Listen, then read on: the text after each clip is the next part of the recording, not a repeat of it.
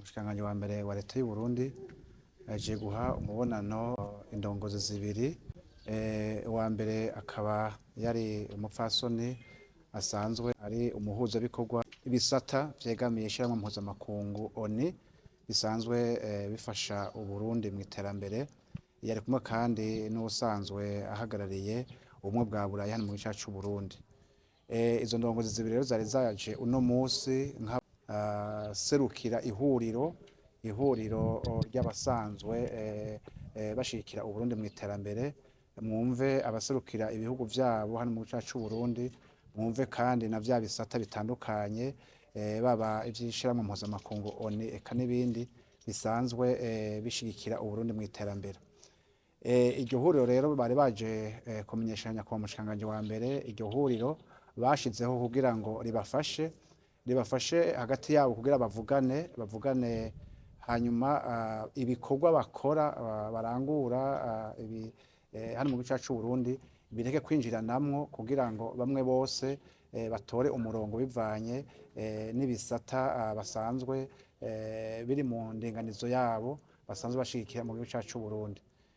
Ni urwego kandi ruje kugira ngo rufashe kugira ngo abo bose basanzwe bashigikira Uburundi mu iterambere baronke ingene aho baca hamwe kugira ngo bashobore kuvugana na leta y'u Burundi, bashobore kuvugana n'urwego nshingwa bikorwa. Mu ndinganizo y'integuro itegekanya ingene Uburundi bufashanya n'ivyo bisata cyo twita stratégie nationale de coopération de développement, harimwo ko abo basanzwe bafasha Uburundi mu iterambere bahura n'urwego nshingwabikorwa rimwe mu mezi atandatu. Akaba rero bari baje kandi kugira ngo banaganire n'ivyerekeye iryo huriro risanzwe rihora rirongorwa na nyakubahwa mushikiranganji wa mbere wa leta y'u Burundi. Yabemereye yuko bagiye gutegurira hamwe iyo nama. Nyakubahwa mushikiranganji wa mbere yijeje ko ishobora kuba mu kwezi kwa kane kuno mwaka. Ni naho leta y'u Burundi iheza ikabaha intumbero ico twokwita les priorités, hanyuma ivyo bisata kimwe kimwe cose kigaca kiraba aho gitumbera bivanye n'indinganizo yaco, bivanye n'igisata caje gufashamwo Uburundi. Nyakubahwa mushikiranganji wa mbere rero yakengurutse urwo rwego, avuga ko ruje gufasha cane, ruje gufasha kugira ngo ivyo bakora bose babikore basenyera ku mugozi umwe, ni naho n'umusaruro uzoheza ukagaragara. Yagiriwe ko rero anabamenyesha yuko baravye intunganyo nshasha Uburundi buriko burajamwo vyerekeye ivyo gutunganya ubu imigambi n'uburyo bijanye.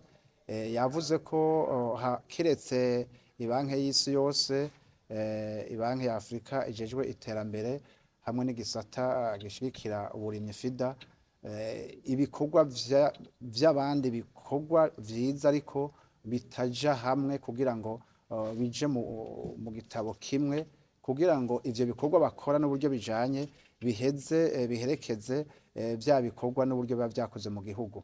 Ari naho rero yabasavye ko nabo nyene baba baritunganya kugira ngo ubwo buryo bakoresha kandi butari buke kandi burangura ibitari bike, mugabo buje hamwe kugira ngo igihugu giheze kibone neza uburyo bugikoresha ingene bungana n'umusaruro gikuramwo.